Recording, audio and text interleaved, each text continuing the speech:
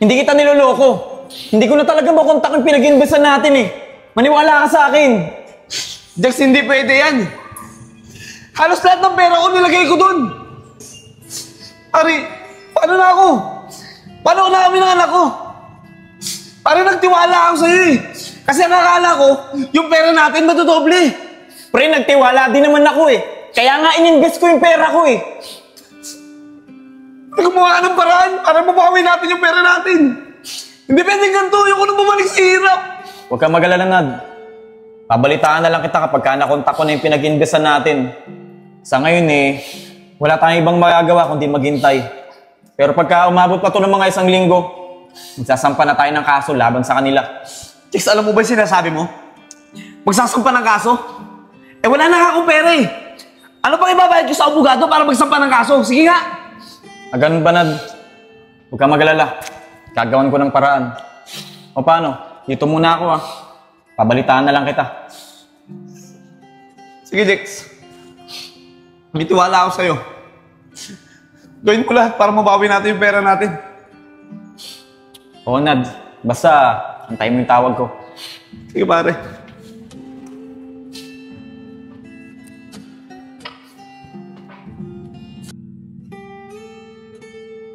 Oh, Isko! Tara na! Nico, tagal mo naman. Kanina pa itay na antay. Tara na! Tara! Tara, Nico. Daan natin si Nad. Tara. Nad! Nad! Oh, Isko, Nico.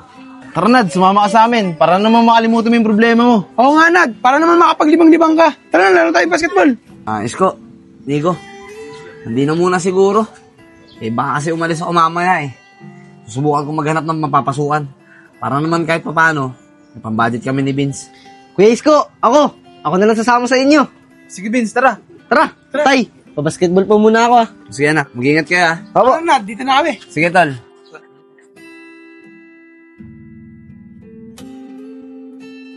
Tara, Isko. Daan natin si Joseph. Baka sumama. Sige, tara. Sep! Sep! Sep! Wait lang po. Uy, kay Nico, Vince, Kuya Isko, ba't po kayo nandito? Chong, andyan ba tatay mo? Hiyain sana namin mag-basketball Ay, wala po dito si tatay. Nag-renew po ng lisensya. Ganun ba, Chong? Ikaw, Chong. Gusto mo ba sumama? Magbabasketball kami. Oo nga, Chong. Tara, sama ka sa amin. Ay, sige po, Kuya Nico, sama po ako sa inyo. O, tara na, Chong. Tara po.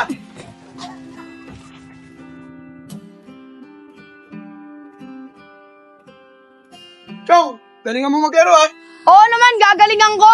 Yun, tara na. Tara, dito natin. Sige. Ayun, no. Ano, tol? Nakahanap ka ng bago mong kliyente? Wala pa nga tol Naghahanap pa lang ako ng bagong kliyente. Gusto ko kasing maging kliyente kagaya ni Enad. Yung mayaman, pero walang alam sa sugal. Pati madali rin lokohin. Uy, Isko. Di ba yung kausap ni Enad? Yung nagturo sa kanya magsugal? Oo nga, no. Pero parang may pinag-uusapan sila Oo nga Tara, lapitan natin. Pakinggan natin. Tol, sigurado, malaki kinita mo sa Enad din, ano? Oo tol, talagang malaki kinita ko dun. Di niya alam, kung pinapatalo niya sa casino, malaking porsyento yung napupunta sa akin. Tol, buti na lang, naging kliyente mo yun. Walang alam sa sugal. Di lang yan tol, uto-uto pa. Uto daw yun, no? Isko, kailangan malaman agad doon na Enad. Oo nga, Nico. Tara. Isko, kailangan malaman agad ni Enad yung narinig natin kanina. Kaya nga, Nico Vince, tawagin mo yung tatay mo, dali. Sige, Kuya Nico. Tay!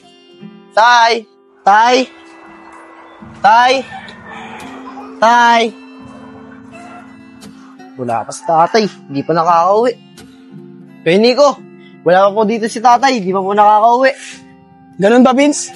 Pakisabi na lang sa tatay mo pag-uwi. Magkita kami sa kubo. Sige po, Kuya Nico. Paano? Dito na kami, Sige po. Ay, Kuya Nico, uwi na rin po ako. Sige, Enjong. Pakisabi na lang sa tatay mo pag dumatay. Magkita kami sa kubo. Sige po, Kuya Nico. Sige, tara, Isko.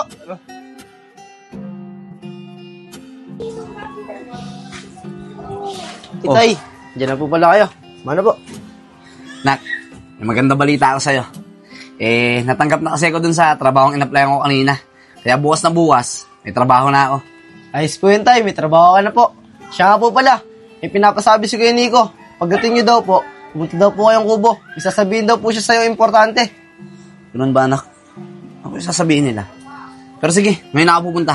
Dito ka na muna sa bahay, pupunta ko muna sila. Sige po, tay. Saka pala, magsayin ka na dyan ha, para pagbalik ko, ulam na lang bibili natin. Sige po.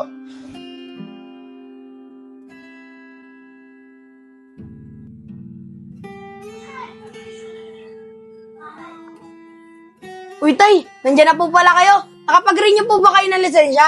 Oo anak, nakapag-renew na ako ng lisensya. Eh siya nga pala, tay. Pinapapunta ko po ni Kuya Nico sa ni Kuya Isko doon sa Kubo. Kaya sabihin daw importante. Importante? Ano naman yung sasabihin nila sa akin importante? Kasi po, tay, kanina, nakita namin yung nagturo na sugal kay Kuya Enad. Tapos narinig namin sila. Pinag-uusapan nila si Kuya Enad. Kaya po pinapatawag kayo ni Kuya Nico sa Kubo. Ganun ba anak? O sige, pupuntahan ko na sila sa kubo. Diyan ka na muna. Sige po, tay. Ingat po kayo.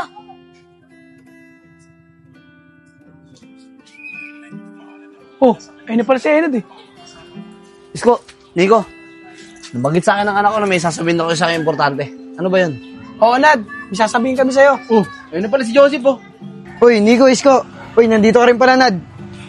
Nico, sabi ng anak ko, may sasabihin daw kayo sa akin importante. Ano ba yun? Ayun nga mga tol. Nakita kasi namin yung nagturo kay Enad magsugal. At narinig namin yung pinag-uusapan nila. Nad, narinig namin, sa tuwing natatalo ka noon sa kasino, malaking porsyento pala napupunta sa kanya. Ganun ba, Nico? Kaya pala kahit anong gawin ko, hindi ako manalo dun sa kasino na yun. At hindi ko rin mabawi yung mga perang natalo sa akin. Tama ka, Nad. Ako pinagplanuhan ka talaga ng tao na yan. Nico, saan nyo siya nakita? Pwede nyo bang samahan ako sa kanya? Sa Montebilla, Nad. Andun sila. Tara, Sep, sumama ka na rin. Puntahan natin siya. Tara.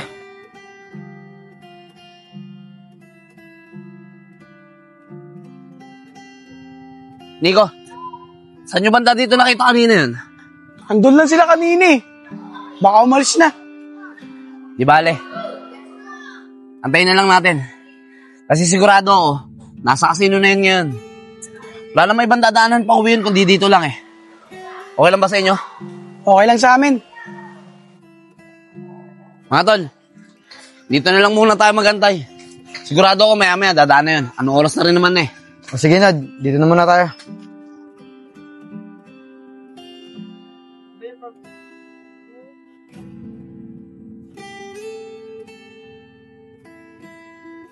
Tol, wala tayong kinita ngayon, ah. Oo nga, tol, eh. Wala tayong nakitang client. Kaya mo, bukas, baka makahanap tayo ng client. Eh, di paldo na naman tayo. Sana nga, tol.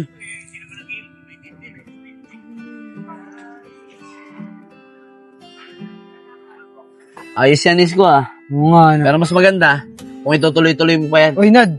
Ayun na sila. Oo nga, no. Sep, tara.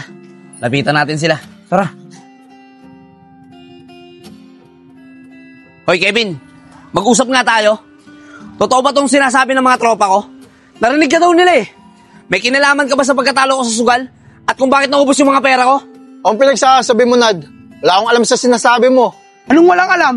Narinig ka namin kanina na malaki nakukuha mo sa natatalo kay Enad. Ah, ganun ba? Narinig nyo pala. Di ko nakasalanan yun.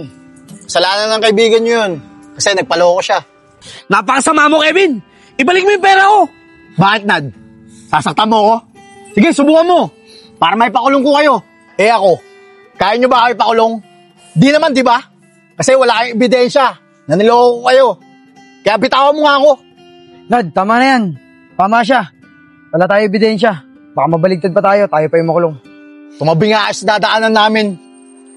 Mga takot. Lalo ka na. Uto-uto.